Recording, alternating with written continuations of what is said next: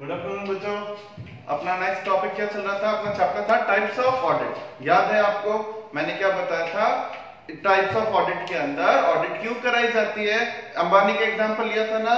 इतना बड़ा काम होता है तो टेंशन भी बहुत होती है, और अपनी टेंशन को कम करवाने के लिए क्या करवाते हैं? ऑडिट। वो आपको पूरा एक चार्ट याद होगा कि अगर उसे लगता है टैक्स का डर है, मुझे मेरा टैक्स कम नहीं पे हो जाए गवर्नमेंट को, गवर्नमेंट मेरे पे पेनल्टी ना लगा दे, तो टैक्स ऑडिट होती है।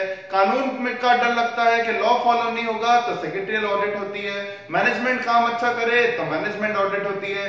खर्चा कम कराना है तो कॉस्ट ऑडिट होती है। याद आ रहा है? अब अपन एक और ऑडिट पढ़ने जा रहे हैं कि भाई इंटरनली फ्रॉड और एरर ना हो, तो उसके लिए अपन टाइप्स ऑफ ऑडिट का एक बहुत अच्छा टॉपिक है इंटरनल ऑडिट। ठीक है, अब बच्चों इसको पढ़ना कैसे? इतने सारे पॉइंट आपको दिख रहे होंगे, इतने याद थोड़ी होता है, तो इतने याद नहीं होते तो कैसे याद रखना है? एक स्टोरी से। पहले बच्चों सुनो, ये आपको दिख रहा होगा यहाँ पर इंटरनल ऑडिट बार बार आएगा, और उस इंटरनल ऑडिट में कई बार इंटरनल कंट्रोल आता है, इंटरनल चेक आता है। तो बच्चों अब मेन बात क्या है, ध्यान है, अगर आप ये रट भी लोगे कि इंटरनल कंट्रोल की सर डेफिनेशन रट के चले जाओ क्या, कोई काम नहीं आएगी और मेन चीज कोई बेनिफिट नहीं होगा। तो अब पहले इनका मतलब समझते हैं, फिर इधर आएंगे। और एक और चीज की गारंटी दूं, अगर आप इसका मतलब समझ गए ना, तो ये जो बेनिफिट, लिमिटेशन, ऑब्जेक्टिव फटाफट हो जाएंगे। तो सुनो बच्चों, क्या है ये internal control, internal check and internal audit? ढंग से सुनिएगा प्लीज। देखो, इंटरनल कंट्रोल मीन्स क्या? सिर्फ समझना है, कुछ लिखना नहीं है, कुछ नहीं। Internal control means a relationship between सास एंड बहू। जो सास बहू का रिलेशन होता है उसे बोलते हैं इंटरनल कंट्रोल। ठीक है। इंटरनल चेक क्या? इंटरनल चेक मतलब आपने सुना होगा, अगर एक घर में दो भाई है तो उन दोनों भाइयों की जो वाइफ होती है वो देवरानी जेठानी कहलाती है। ठीक है, तो वो जो देवरानी जेठानी है that is called internal check. तो फिर इंटरनल ऑडिट क्या है? इंटरनल ऑडिट मतलब रिलेशनशिप बिटवीन बहू एंड ननद। ठीक है, ननद मतलब समझ गए ना, सास की बेटी जो होगी वो उसकी बहू की क्या लगती है? ननद। ठीक है, तो सुनो, जो ननद एंड भाभी वाला रिलेशन है वो है इंटरनल ऑडिट। अब मैं क्या बोल रहा हूं और क्यों बोल रहा हूं, सुनो बच्चों। देखो, अगर कोई बोलता है इंटरनल कंट्रोल क्या है? इंटरनल कंट्रोल मतलब एक सास का अपने बहू पे कितना अच्छा काम कंट्रोल है, उसे इंटरनल कंट्रोल बोलते हैं। मतलब अगर कोई बोले कि इसकी बहू वही काम करती है जो सास कहती है, सास बोलेगी आप तुझे ये काम करना है, सारे बहू फटाफट वैसा का वैसा काम करती है, तो जब सास का कहना बहू बहुत अच्छे से मानती है वो कहलाता है इंटरनल कंट्रोल। फिर लोग क्या कहेंगे कि भाई इनके घर में तो बहुत शांति है। शांति किस घर में होगी? जिस घर का इंटरनल कंट्रोल अच्छा होगा। क्लियर हो रहा है? तो अगर कल कोई बोले आपको कि इंटरनल कंट्रोल अच्छा है या नहीं, तो अगर बहू सास के कहने पे जो सास कहती है बहू वैसा का वैसा करती है, तो इंटरनल कंट्रोल बहुत अच्छा है। और अब आप अगर ये सुनते हो कि बहू तो सास की सुनती ही नहीं, इसका मतलब उस कंपनी का इंटरनल कंट्रोल बड़ा गड़बड़ है। क्लियर? तो इंटरनल कंट्रोल मतलब दिमाग में बैठा लेना। अब इसको मैं कंपनी के एग्जांपल में भी कन्वर्ट करूंगा। तो अगर सास कहे और बहू मान जाए तो बहुत अच्छा इंटरनल कंट्रोल उस घर के अंदर सेटअप है। तो इंटरनल चेक क्या है? इंटरनल चेक क्या होता है बच्चों? देवरानी जेठानी साथ में मिलकर काम करती है। मैं जो एग्जांपल्स दे रहा हूं बहुत सोचे समझे हैं और बहुत प्रैक्टिकल एग्जांपल्स दे रहा हूं। देवरानी जेठानी साथ में मिलकर मान लीजिए किचन में काम करती हैं। देवरानी और जेठानी को आज मान लो खाना बनाना है, एक सब्जी काट रही है, दूसरा उसको पका रही है, तो दोनों मिलकर काम कर रही है साइमल्टेनियसली। एक ने अगर काम लेट किया, एक ने काम थोड़ा सा गलत कर दिया, तो दूसरी हाथों हाथ साथ में काम करी तो टोक देगी कि तूने सब्जी ठीक से नहीं काटी, या तूने मान लो जो बोलते हैं किचन के अंदर ढंग से पका नहीं रही है, तो हाथों हाथ उसको अपनी गलती का आइडिया लग जाता है। तो जब दो या दो से ज्यादा लोग साथ में काम करते हैं और एक की गलती का हाथों हाथ दूसरा बोल देता है, अरे देख तेरी ये गलती हो रही है, तो उसे बोलते हैं इंटरनल चेक। इंटरनल चेक से क्या फायदा हुआ? जो देवरानी या जेठानी जो भी गलती कर रही थी उसको हाथों हाथ अपनी गलती पता चली और सुधार लिया। अगर वो खुद ही अकेली काम करती तो शायद उससे गलती पता नहीं चलती, फिर गलती बताती सास, और सास बताती तो फिर बहुत कुछ वो बता देती है सास। तो क्लियर हो रहा है? इंटरनल चेक मतलब क्लियर? रिलेशन बिटवीन जो साथ के बराबर के लोग हैं मिल के काम करते हैं, दैट इज इंटरनल चेक। जो सास एंड बहू है that is called as internal control. और लास्ट अभी इंटरनल ऑडिट कहां से आई, ननद कहां से आई? देखो बच्चों, सास तो बहू के पास सारे दिन खड़ी रह नहीं सकती, उन्हें हुक्म चलाना है, काम दिया और अब वो फ्री। लेकिन अब वो ये देखना चाहती है कि मेरी बहू ढंग से काम कर रही है या नहीं, खर्चा वगैरह तो ज्यादा नहीं लगा रही, चीजों को बेकार तो नहीं कर रही, किचन में वेस्टेज तो नहीं हो रही। उसके लिए उसे एक ऐसा इंसान चाहिए जो बहू के पास खड़ा हो जाए, काम भी ना करे और चेक करता रहे। तो वो बेस्ट कौन होगा उसके लिए? ननद। ननद मतलब सास की बेटी। क्या करेगी वो? अपनी बेटी को बोलेगी कि तुझे कुछ नहीं करना, करेंगी तो तेरी ये क्या बोलते हैं इनको, भाभियां करेंगी तेरी, ठीक है? तू तो पास में खड़ी होके देखती रहे कि ये जो खाना पका रही है ठीक से पका रही है, और मुझे आके बताना कोई गलती हो तो भाभी ननदों का तो काम ही है बच्चों, ठीक है? तो ननद क्या करेगी? अब अपनी भाभी का सारा काम चेक करेगी, गलती होगी तो जाके अपनी मम्मी को बोलेगी कि मम्मी भाभी ने ये वेस्टेज कर दी, ये चीज खराब कर दी, दूध जमे उबाल कर दिया, दूध जला दिया वगैरह वगैरह। तो वो चीज क्या कहलाती है बच्चों? Internal audit. समझ में आ रहा है? कंपनी में भी सेम ही काम होता है। कंपनी के जो डायरेक्टर्स, जो ओनर्स होते हैं, वो अपने एम्प्लॉइज को काम दे देते हैं और बोलते हैं ये काम सही से कर लो। अगर एम्प्लॉइज काम कंपनी के शेयर होल्डर के कहने पर अच्छा करते हैं तो कहा जाता है कंपनी का इंटरनल कंट्रोल बहुत अच्छा है। तो relationship between owners and employees that is treated as internal control. Clear हो रहा है? तो सास बहू या कंपनी और एम्प्लॉइज का रिलेशन ले लो। फिर इंटरनल चेक मतलब रिलेशनशिप बिटवीन एम्प्लॉइज, दो या जैसे ननंद और ये देवरानी जेठानी है, उसी तरह से एक से ज्यादा एम्प्लॉय मिलके काम कर रहे हैं, एक दूसरे को उसकी गलती हाथों हाथ बता देते हैं, तो वो क्या कहलाता है? Internal check. और उन एम्प्लॉइज का ध्यान रखने के लिए एक साइड में एक और एम्प्लॉय खड़ा है, वो बोल रहा है मुझे तुम्हारे साथ काम करने के लिए नहीं भेजा बॉस ने। बॉस ने कहा है कि तुम्हारा काम चेक करूं, गलती हो तो बॉस को बता दूं। वो जो बंदा कहलाएगा वो होगा क्या? Internal audit.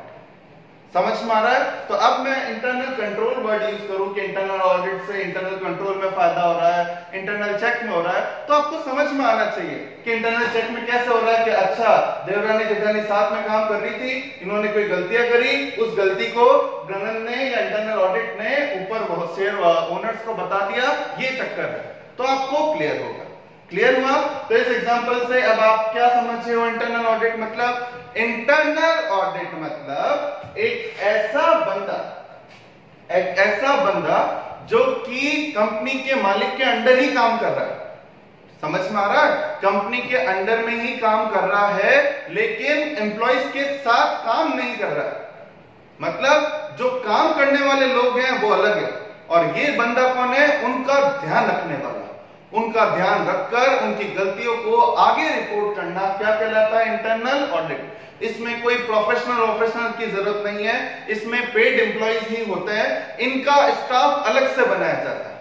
तो एक अलग से स्टाफ बाकी सारे कंपनी के एम्प्लॉइज का ध्यान रखते हैं कि ये लोग कैसे काम कर रहे हैं और उनकी गलतियों को आगे रिपोर्ट करते हैं। That is called as internal audit. Clear हुआ? अब आप फटाफट ये समझ जाओगे, बहुत जल्दी समझोगे। तो इंटरनल ऑडिट की ये मीनिंग आपको याद रखना है। It is an evaluation and analysis of business operation. ठीक है? बिजनेस ऑपरेशन जो भी कंपनी का कामकाज हो रहा है उसका ध्यान रखना, conducted by the internal audit staff. कल ये आए कि उन्हीं 4 लोगों में से साथ काम जो एक बंदा चेक कर रहा है उसको इंटरनल ऑडिट बोलते हैं? नहीं, वो तो इंटरनल चेक है। तो इंटरनल ऑडिट मतलब एक सेपरेट स्टाफ जो कंपनी द्वारा लगाया गया है बाकी दूसरे एम्प्लॉइज के बिजनेस ऑपरेशंस को एनालाइज करने के लिए। That is called as internal audit. अब अगर आप ये नहीं भी पढ़ो तो भी आपको समझ में आ जाना चाहिए क्यों सास ने अपनी बेटी को ये काम सौंपा है, उसका फायदा क्या है, उसका नुकसान क्या है। तो अब आप सोचो, कंपनी को भूल जाओ, सास का क्या मकसद है कि अपनी बेटी को ये बोलना कि तू बहुओं का ध्यान रख, उसके ऑब्जेक्टिव क्या है, फिर अपन फायदे पढ़ेंगे। सास का ऑब्जेक्टिव क्या है? अकाउंटिंग सिस्टम, कोई खर्चा वर्चे का पूरा ध्यान रखा जाए, कोई सामान का हिसाब किताब गड़बड़ाए नहीं। ये किसकी सोच है? सास की सोच है कि वो सास अपनी बेटी पे ज्यादा भरोसा करती है। तो अपनी बेटी को उसने बोला कि मेरा मकसद है तुझे अपने इस घर में बैठा के रखने का कि तू बहुओं का अकाउंटिंग सिस्टम चेक करे, खर्चों का हिसाब किताब रखे, उनकी हेल्प, अगर जरूरत पड़े तो तू हेल्प भी करे, रिव्यू करती रहे कि वो काम कैसे कर रही है, कैसे नहीं कर रही है। इंटरनल चेक समझ में आ गया होगा, ननंद और ये क्या बोलता है देवरानी और जेठानी का रिलेशन भी चेक करते रहना। एसेट प्रोटेक्शन, घर का सामान भी ढंग से रहे वो ध्यान रखना, और ये चोरी चकारी फ्रॉड नहीं करे, यूं नहीं हो अपने पैसे अपने घरों पे ले जाए, अपन ने गोल्ड दिया और ले जाए खुद की अपनी मम्मियों को दे दे, वो सब ध्यान रखना। ये मकसद किसका है? सास का, ठीक है। ये एक्सपेक्ट करती है वो अपनी बेटी से कि वो ये चीजों का ध्यान रखेगी। और जो ऑब्जेक्टिव है बच्चों, अगर ननंद अच्छी हुई तो वो सारे ऑब्जेक्टिव किस में कन्वर्ट हो जाएंगे? बेनिफिट्स में। ऑब्जेक्टिव क्या था कि अकाउंटिंग सिस्टम बढ़िया हो जाए, तो अगर ननंद ने अच्छा काम किया तो अकाउंटिंग हिसाब किताब भी बढ़िया होगा, काम भी बढ़िया हो जाएगा, बेटर मैनेजमेंट, अब मैनेजमेंट से तरीके से काम होगा, इफेक्टिव कंट्रोल, सास का बहू पे कंट्रोल भी बढ़ जाएगा, बहू को पता चल जाएगा गलती करी तो ये ननंद हाथों हाथ बोल देगी जाके, ठीक है। एसेट इधर से उधर अपने घरों पे भी नहीं ले जाएंगी, जो भी गोल्ड की चेन में है वही रखेगी, ना कोई फ्रॉड करेंगी, और परफॉर्मेंस इंप्रूव होगी, टाइमली काम करेंगी और रिसोर्सेज का इस्तेमाल अच्छे से करेंगे। क्लियर? ये आपको समझना, हट के नहीं जाना। Effective control, asset protection, error fraud खत्म हो जाना, ये क्या होता है? बेनिफिट। क्लियर हो रहा है? ये रट के नहीं जाना, समझ लिया, बहुत है ये। और लास्ट लिमिटेशन। लिमिटेशन क्या होती है? ननंद को रखना भी इतना आसान नहीं है, सास को पता है कि ननंद भी भारी पड़ती है, तो कुछ ना कुछ ननंद को रखने से नुकसान भी है बच्चों। एक तो पहले क्या? Staff shortage. स्टाफ शॉर्टेज मतलब क्या हुआ बच्चों? वही ननंद को बहुओं का काम चेक करने की बजाय उन्हीं के साथ में काम लगा दिया होता तो काम 1 घंटे का शायद 45 मिनट में जाता, लेकिन नहीं, अलग से उसको रखा कि नहीं काम वो करेंगी, तू तो चेक कर, तनख्वाह तो सारी ले रहे हैं ना। लेकिन स्टाफ शॉर्टेज मतलब क्लियर हुआ, वो मैनेजमेंट का पार्ट बनके बहुओं के साथ काम फटाफट करवा लेती, लेकिन आपने तो अलग से खड़ा कर दिया, तो स्टाफ शॉर्टेज, ठीक है। टाइम लैग मतलब बच्चों, कभी ननंद अगर सास बहू के पास आके ऐसे खड़ी हो जाए, मैं देख रही हूँ आप प्याज कैसे काट रही हो, तो उस केस में क्या होगा? वो बहू कहेंगी ले तू ही काट ले, समझ में आया?